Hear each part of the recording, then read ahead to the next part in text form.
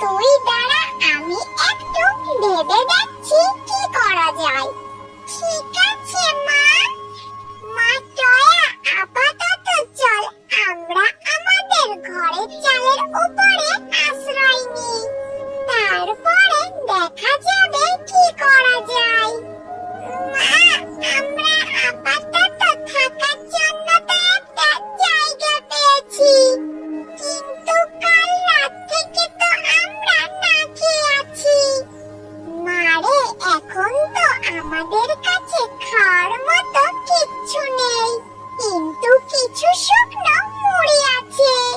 তুই এখন একটু কষ্ট করে এইগুলো খেয়ে নে রে মা। ঠিক আছে মা, তুমিও খেয়ে নাও। না রে মা, আমি এখন খাবো না, আমার খিদে নেই। না মা, আমি জানি তুমিও কাল রাত থেকে না খেয়ে আছো, তাই তুমি না খেলে আমিও খাবো না মা। মারে, আমাদের কাছে কিছু অল্পই মুড়ি আছে, এখান থেকে যদি আমি এখন মুড়ি খাই তাহলে পরে তোকে কিছু খেতে দিতে পারবো না। মা, প্রয়োজন হলে আমি পরে না খেয়ে থাকবো, কিন্তু এখন যদি তুমি কিছু না খাও আমিও যে খেতে পারবো না মা। ঠিক আছে রে টয়া, আমি এখন খাবো। এখন তুইও খা, দাঁড়া আমি মুড়িটা বের করছি।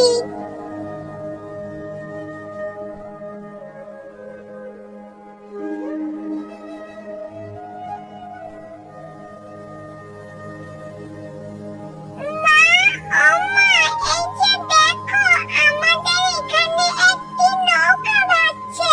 হ্যাঁ রে মা, তাই তো দেখছি।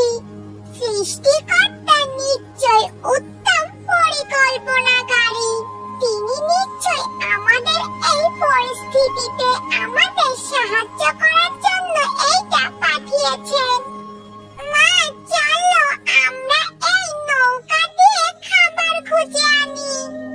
মারে, এই বন্যায় আমাদের সকলেরই অবস্থা এক, কারোর ঘরে এখন পর্যাপ্ত পরিমাণ খাবার মজুদ নেই।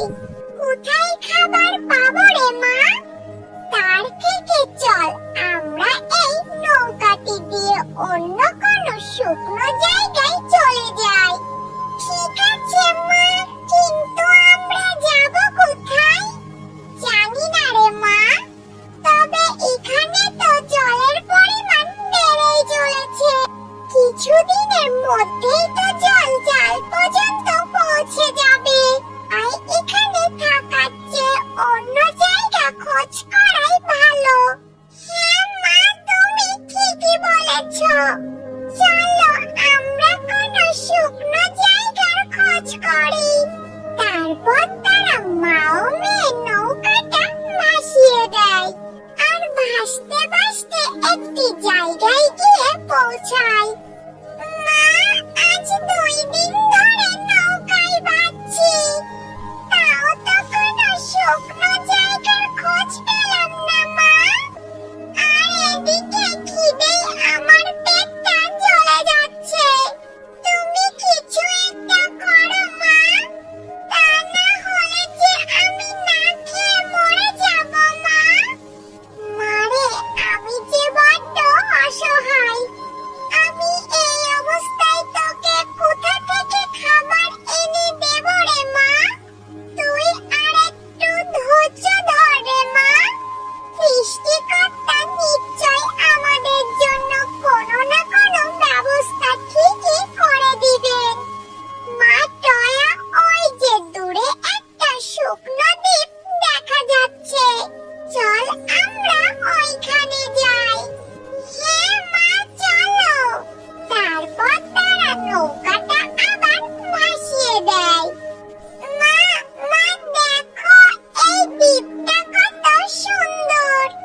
এইটা কোন জায়গা মা?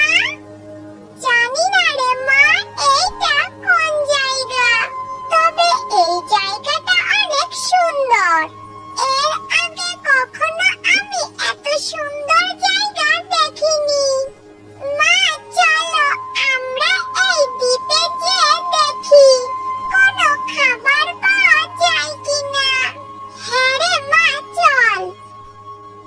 এই শয়তান পরী, তোকে আমি ভালোই ভালোই বলছি, তোর এই জাদুর লাঠিটা আমাকে দিয়ে দে, না হলে এর ফল ভালো হবে না কিন্তু।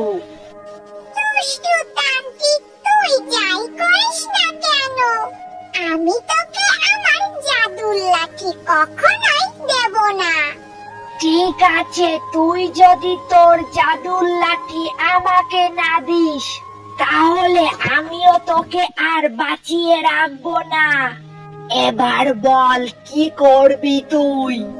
তোর যা করার তুই করে নে, আমি কিছুতেই তোকে আমার জাদুর লাঠি দেব না।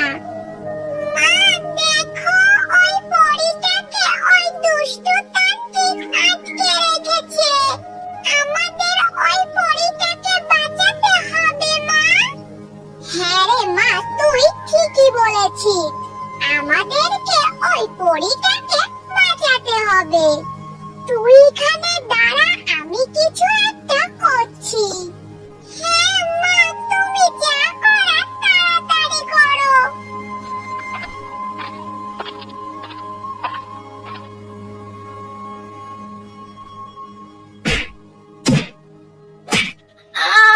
আমার সারা শরীর পুড়ে গেল, আমাকে ছেড়ে দে, আমি আর কখনো এমন করব না। তোমাদেরকে অনেক অনেক ধন্যবাদ, তোমরা আমার জীবন বাঁচিয়েছো। আজ তোমরা এখানে এসে আমার জীবন না বাঁচালে অনেক বড় অঘটন ঘটে যেত। কিন্তু তোমরা এই নির্জন দ্বীপে এলে কি করে? তারপর টয়া আর টয়ার মা সব কথা পরীকে খুলে বলে। তোমাদের কথা শুনে আমার ভীষণ কষ্ট হচ্ছে। তোমরা যেহেতু আমার জীবন বাঁচিয়েছো, আমিও তোমাদের একটা উপকার করতে চাই। এই নাও জাদুর ডালিম বাড়ি, এখন থেকে তোমাদের আর কোনোই অভাব থাকবে না। এই বাড়িতে তোমরা তোমাদের যাবতীয় সবকিছুই পেয়ে যাবে। তোমরা এখন থেকে সুখে শান্তিতে জীবন যাপন করতে পারবে। তোমাকে অনেক অনেক ধন্যবাদ পরি, তোমার এই ঋণ আমরা কোনোদিনও ভুলবো না। মা, এখন থেকে